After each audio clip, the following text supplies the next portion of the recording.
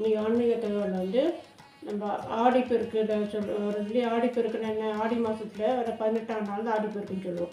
அன்றைக்கி என்ன பண்ணுவாங்கனாக்கா, வேப்ப மரத்தில் வந்து மஞ்சள் நூலை வந்து கட்டுவாங்க. வேப்ப மரத்துலேயே மஞ்சள் நூல் கட்டுறது அப்படிங்கிறது வந்து பற்றி பார்க்க போகிறோம்.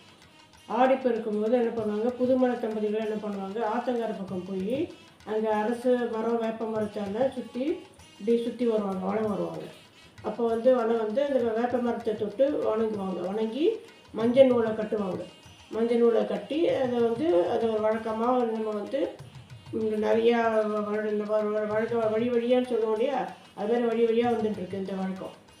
வந்து அந்த அரச மரம் வேப்ப மரம் வந்து சிவசக்தி ஸ்வரூபம். அரச மரம் வேப்ப மரம் சிவசக்தி ஸ்வரூபமாக வந்து நம்ம வணங்கி வரோம். இதை வந்து ரொம்ப காலமாக ஐதீகமாக வந்து இதை வந்து நடந்துட்டுருக்கு. ரொம்ப வருஷமாக காலங்காலமாக நடந்துட்டுருக்கு. இந்த மாதிரி இது ஒரு ஐதீகமாக வச்சு நம்ம வழி வழியாக வந்து வணங்கிட்டு இருக்கோம். வேப்ப மரத்தையும் அரச மரத்தையும் வந்து நம்ம சிவசக்தி ஸ்வரூபமாக வணங்கிட்டு இருக்கோம். வேப்ப மரத்தை சுற்றி வந்து பெண்கள் வந்து இந்த மஞ்சளோட கட்டி வழிபடுறதுனால திருமணமாகாத பெண்களுக்கு வந்து கூடிய சீக்கிரத்தில் வந்து அவங்களுக்கு நல்ல கணவர் வந்து கிடைப்பாங்க. அதே மாதிரி திருமணமான பெண்களுக்கு வந்து என்னென்னாக்கா சக்தியோட கடாட்சம் கிடைக்கும்.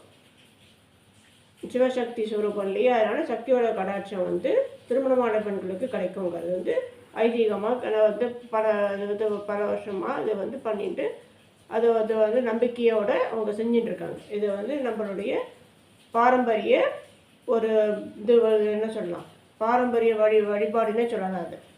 அது மாதிரி ஆடிப்பெருக்கு வந்து காலங்காலமாக நம்ம பண்ணிட்டுருக்கோம். அதனால் இதை வந்து நம்ம ஏற்றுண்டு அதுமாதிரி எல்லோரும் தெரியாத சில பேருக்கு வந்து ஆடிப்பெருக்கு எப்படி பண்ணுறதுன்னு தெரியாமல் இருக்கும். அது அவள் வந்து தெரிஞ்சுட்டு இதை வந்து கொண்டாடினாக்கா நல்லபடியாக நடக்கும். அவளுக்கும் நல்ல விஷயங்கள் நடக்கும். நன்றி, வணக்கம்.